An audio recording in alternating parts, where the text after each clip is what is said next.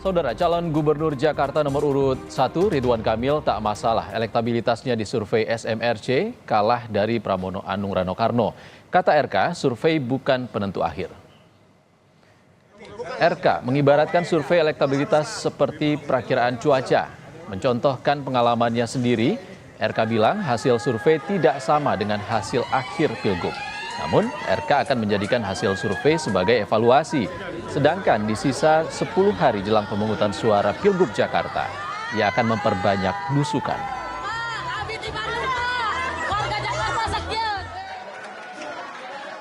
Sama aja, mau elektabilitas nilainya apa, jawabannya sama, kita kerja keras di sisa waktu tinggal 10 hari, kita belusukan double-double, kita menyapa warga double-double, dan dari pengalaman mohon maaf, yang namanya survei tidak selalu lama dengan hasil akhir. Saya dulu survei hanya 4%, menangnya 45%.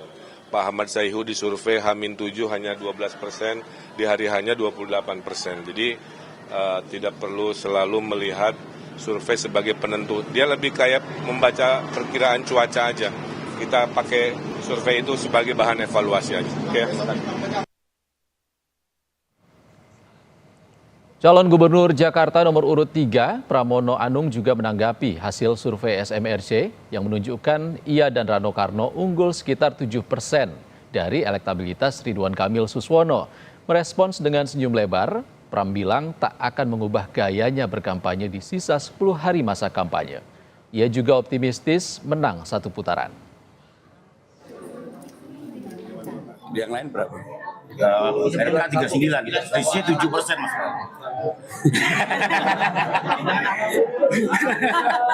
Kira-kira apa tuh Pak?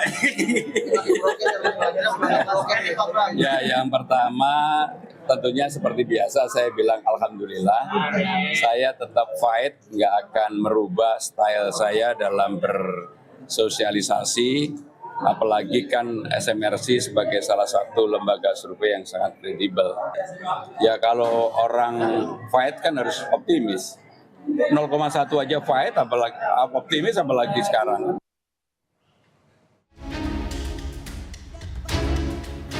Mendekati Pilgub Jakarta yang tinggal 2 pekan lagi, calon gubernur Jakarta nomor urut 1 Ridwan Kamil kembali melempar klaim didukung Presiden Prabowo Subianto. Di depan warga di Muara Angke, Jakarta Utara, RK mengatakan kedekatannya dengan Presiden bisa menguntungkan warga karena bantuan untuk warga jadi 2 kali lipat. Bantuan bisa double karena gubernur dan Presiden satu koalisi. Kalau gubernurnya satu koalisi dengan Bapak Presidennya, berarti kan bantuan bisa double ya Bu? Satu bantuan dari gubernurnya, betul? Satu bantuan dari presidennya, betul? Maka rezeki warga Jakarta, kalau gubernurnya sama dengan presidennya, akan dapat rezeki yang berlipat-lipat. Menanggapi klaim RK didukung Presiden dan bantuan untuk warga bisa double, calon gubernur Jakarta nomor urut 3 Pramono Anung berkelakar. Presiden sedang melakukan kunjungan kenegaraan ke luar negeri. Soal bantuan bisa double, Pram mengajak berpolitik yang rasional. Pram lalu menyindir RK, kampanye sambil nge-gym di jalan. Ya kan Pak Prabowo sekarang di luar negeri, lagi keliling bekerja untuk bangsa dan negara. Jadi kita doakanlah bahwa beliau dalam kunjungan lawatan ini membawa dampak dan hasil yang luar biasa. Kalau saya pribadi, saya tetap bersosialisasi dengan masyarakat. Kita masih kurang 2 minggu, jadi 10 hari ya. Mari berpolitik dengan rasional, politik yang membawa kesejukan, mau nge-gym di tepi jalan juga nggak apa-apa. Tak hanya melempar wacana bantuan double karena gubernur dan presiden satu koalisi, sebelumnya Ridwan Kamil juga menampakkan kedekatannya dengan Presiden Prabowo dengan makan malam bersama. Bahkan RK juga menemui mantan Presiden Jokowi di Solo sehari setelah pertemuannya dengan Prabowo. Tim Liputan Kompas TV. 2 survei terbaru Pilgub Jakarta, yakni survei SMRC dan Litbang Kompas, menunjukkan paslon Pramono Anung Rano Karno menyalip elektabilitas paslon Ridwan Kamil Suswono. Dengan sisa sekitar 10 hari sisa masa kampanye dan kurang dari 2 pekan hari pencoblosan. Apakah tren elektabilitas kedua paslon masih fluktuatif? Dan bagaimana pengaruh dukungan Presiden terhadap elektabilitas RK Suswono? Sudah ada juru bicara tim Pramono Rano, Aris Yodi, tim pemenangan RK Suswono Sheryl Tanzil, dan Direktur Eksekutif SMRC, Denny Irvani. Selamat sore Mbak Sheryl, Mas Aris, dan Mas Denny. Selamat sore. Selamat sore. Ihsan. Oke, Mbak Sheryl, Mas Aris, kita ke Mas Denny dulu. Mas Denny, ada selisih yang cukup signifikan 6,9% antara Pram Rano dan RK Suswono. Ini artinya 2,9% margin of error, 2 kali margin of error. Apa faktornya? Oke, terima kasih. Survei yang kami lakukan di Jakarta, selain mengukur elektabilitas, kami juga mengecek bagaimana tingkat penerimaan publik Jakarta terhadap masing-masing calon. Jadi kalau kita lihat survei per 31 Oktober sampai 9 November yang kami lakukan itu menunjukkan ada keunggulan yang signifikan pada pasangan Pram Rano dari pasangan RK Suswono sekitar 6,9%. Kalau kita lihat lebih jauh itu terlihat konsisten dengan tingkat penerimaan publik Jakarta terhadap calon masing-masing. Kalau kita lihat tingkat penerimaan terhadap Rano itu mencapai 92%, kemudian Pramono 77%, relatif lebih tinggi dibanding tingkat penerimaan terhadap Ridwan Kamil 74% dan juga Suswono 61%. Jadi salah satu faktornya adalah tingkat penerimaan itu atau kita sebut juga likability. Jadi ketika diperkenalkan relatif lebih mudah untuk bisa terkonversi menjadi elektabilitas. Begitu, Ihsan. Oke, Mas Denny, kita ke Mbak Sheryl. Mbak Sheryl, tinggal 10 hari lagi, apa yang akan dilakukan?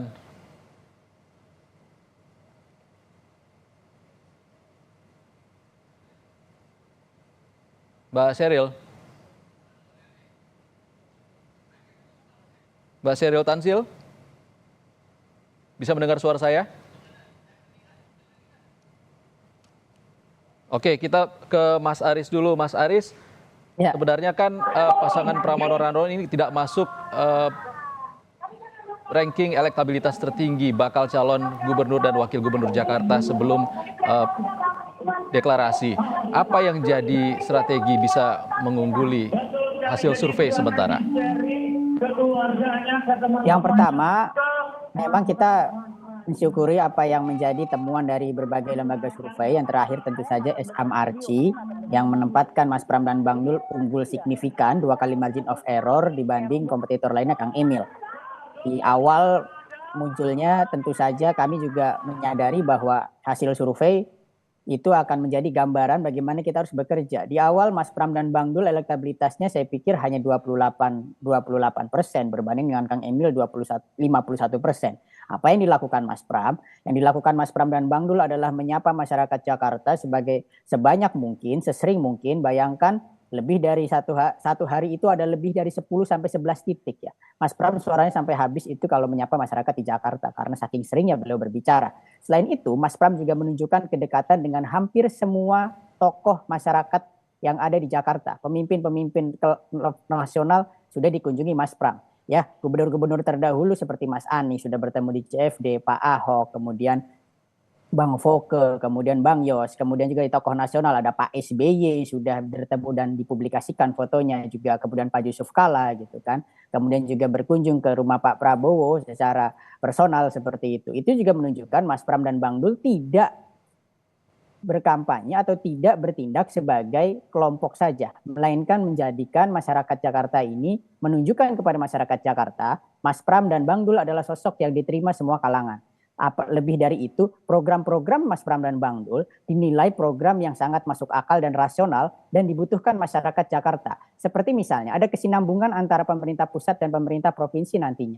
Ketika Pak Prabowo mempunyai program makan siang gratis yang didanai pemerintah pusat, Mas Pram mencanangkan program sarapan gratis untuk seluruh swasta, baik swasta maupun negeri di Jakarta. Artinya ibu-ibu di rumah nantinya hanya menyiapkan makan sore saja untuk anak-anaknya. Ini kan mengurangi beban pengeluaran untuk makan dan ini juga meningkatkan kesejahteraan. Kemudian yang terbaru adalah Mas Pram berkeinginan atau berkomitmen untuk memutihkan ijazah. Saat ini masih banyak sekali anak-anak di Jakarta atau orang-orang di Jakarta yang ijazahnya ditahan karena misalnya mungkin belum lunas untuk pembayaran gedung dan sebagainya. Mas Pram ingin ketika menjadi gubernur akan memutihkan ijazah alias menggratiskan dan mengembalikan semua ijazah ke masyarakat dan ke seluruh siswa sehingga itu mempermudah masyarakat untuk mencari pekerjaan. Program-program rasional inilah yang saya rasa semakin dipahami masyarakat dan masyarakat semakin menginginkan Mas Pram dan Bang Dul menjadi gubernur Jakarta. Oke, Mas Aris, kita juga akan tanya bagaimana tanggapan dari kubu RK Suswono. Saat ini kita masih mencoba memperbaiki komunikasi dengan Sheryl Tansil untuk menjelaskan tanggapan dari pihak mereka. Kita akan jeda sejenak. Saudara, kita masih membahas elektabilitas Pilgub Jakarta dengan tim pemenangan dan Direktur Eksekutif SMRC. Kita langsung ke juru bicara tim pemenangan Ridwan Kamil Suswono, Sheryl Tansil. Selamat sore Mbak Sheryl, bisa mendengar suara saya? Iya, bisa. Mbak Sheryl, oke, ini sudah disalib Pramono Rano Karno di 2 survei. Apa strategi dalam 10 hari ke depan? Maaf, tadi saya kurang terdengar pertanyaannya apa?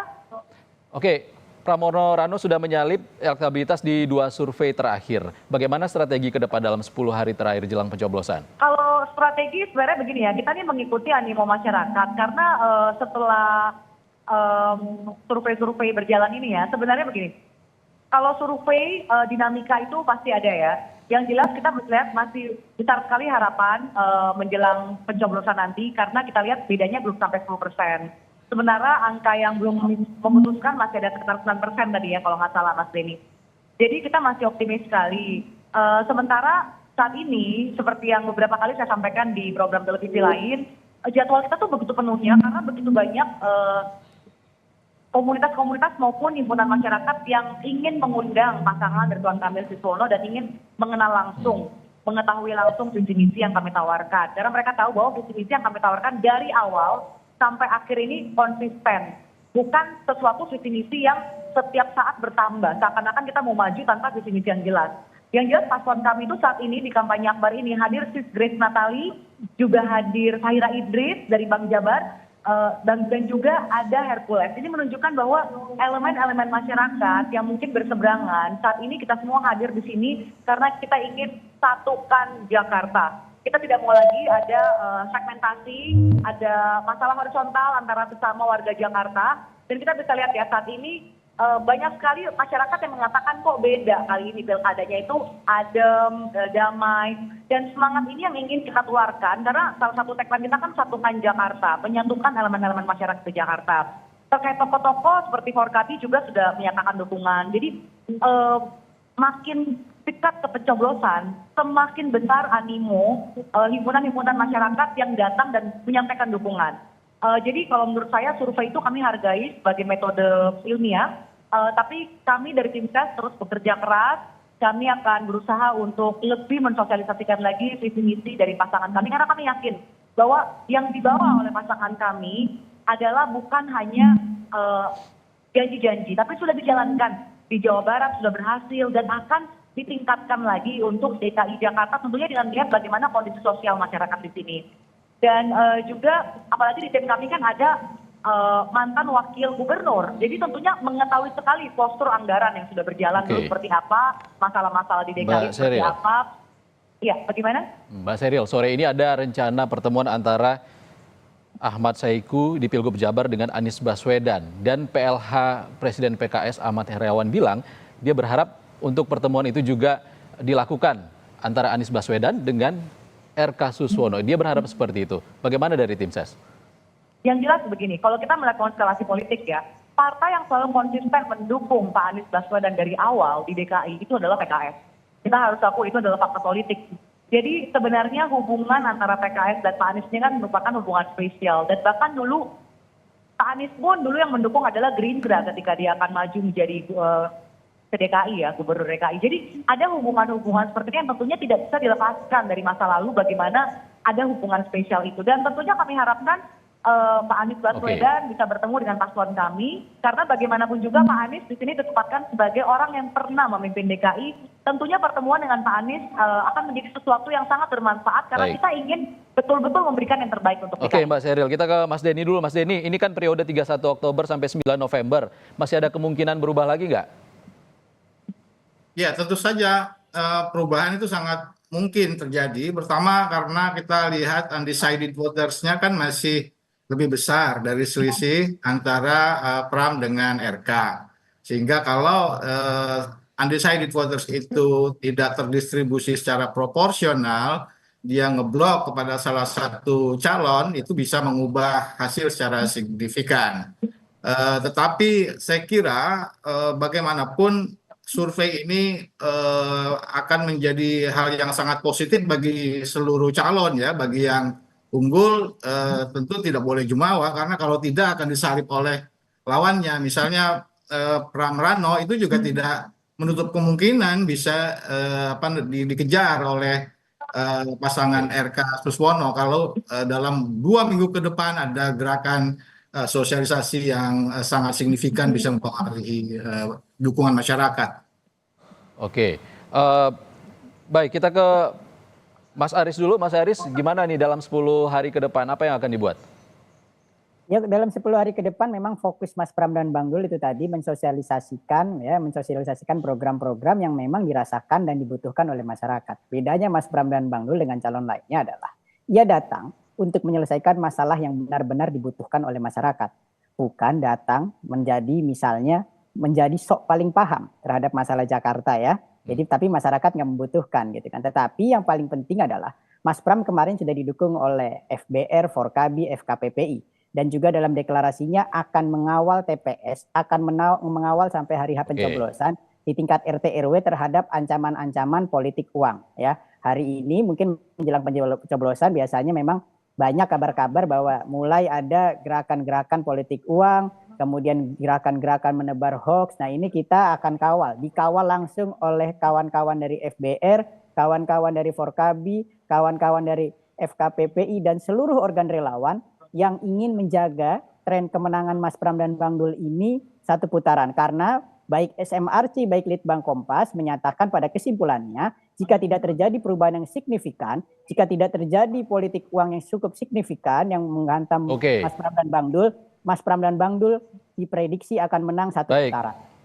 Oke, Mas Aris, kita ke Mbak Sheryl. Mbak Sheryl, kalau kemarin Ridwan Kamil sudah sempat menyinggung soal bansos dan juga berkunjung ke Presiden, dalam 10 hari mendatang masih akan menggalang dukungan figur-figur besar lagi?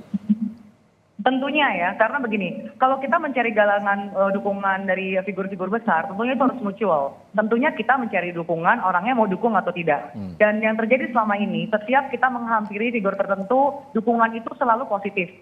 Dan tadi kalau ada yang mengatakan bahwa menakutkan serangan fajar, itu dari pihak kami yang menakutkan sekali ini ada serangan fajar dalam tanda kutip money politik ya. Kita sama-sama kita jagalah supaya pilkada ini berjalan dengan bersih, berjalan dengan aman, dan saya senang tadi Mas Aris sudah bilang juga akan ada yang menjaga jangan sampai ada hoax. Karena kami juga dari kubu kami juga mengalami ya, ada serangan-serangan hoax begitu di sosial media, di WhatsApp group. Jadi bagus sekali kalau memang kita para tim ses ini mau menjaga bagaimana pilkada ini harus berjalan dengan bersih dan aman, jujur, adil ya.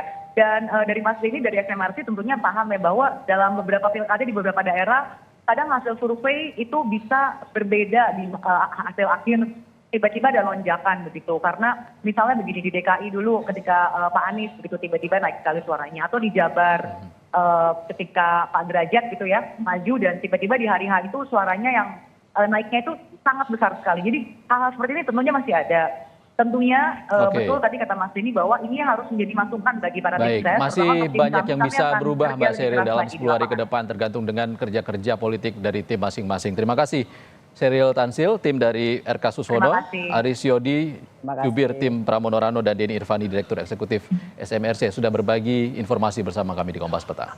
Terima kasih.